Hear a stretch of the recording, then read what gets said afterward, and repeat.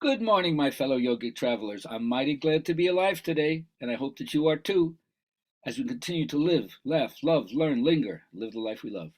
It's Wednesday, so it's my bad Jewish joke day. That's how it is. So this woman goes on a train. She sits next to this very well dressed man, and after a minute or two, she says, "Excuse me, are you Jewish?" The guy looks at her and says, "No, I'm not." Okay. A couple of minutes goes by. She says, "Listen, I'm sorry to bother you. Are you sure you're not Jewish?" "No, I'm not Jewish." Another few minutes goes by. She says, "Listen, I'm sorry to interrupt you, but are you absolutely sure you're not Jewish?" She says, "All right already, I'm Jewish." She says, "Funny, you don't look Jewish."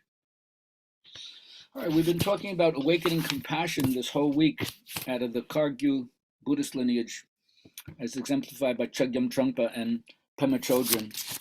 And the first thing we have to realize is all of our personal experiences are just stepping stones to realizing our kinship with other beings.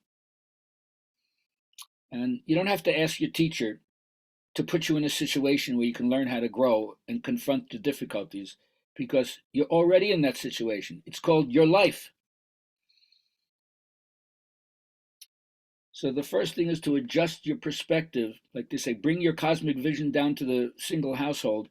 If you're not for all sentient beings, then you have no vision and you have no big perspective.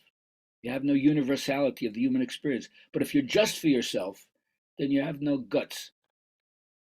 You're just not abstract enough. So the first thing you learn is be the kind of person that shows up. Be the kind of person that people need.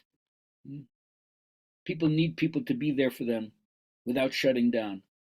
That means you're open to handling and dealing with anything that comes down the pike in your life or somebody else's life.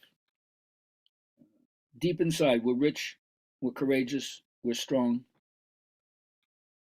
So we change the fundamental pattern of pushing things away, armoring ourselves against things. Don't make such a division between yourself and the rest of life, because it's all about opening your heart. And I know that makes us vulnerable and tender, but the more spacious you make yourself, you'll find that you can rely on your cheery mind, your cheerful mind. Being a buzzkill, having no joy, no sense of humor, not being able to make light of it, not being able to see the playfulness, you can't bring the breeze of your own delight into your life and to other people's lives. But if you learn to do that, you'll find out how you can be grateful for everybody.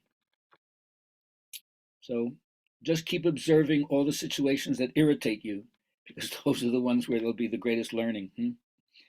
And don't buy into the way the suffering appears in your life, because that feeds into your own feeling of worthlessness. And if you fight it, it just feeds into your aggression. So don't either go down the tubes, enter the rabbit hole of worthlessness, or don't get so mean inside yourself that you just want to punch people's lights out. Neither one of those are going to work. So get grounded deeply in your sense of basic goodness, the preciousness and fragility of human life, and the sacredness of everything, if you can go deep enough to find out what's really holy.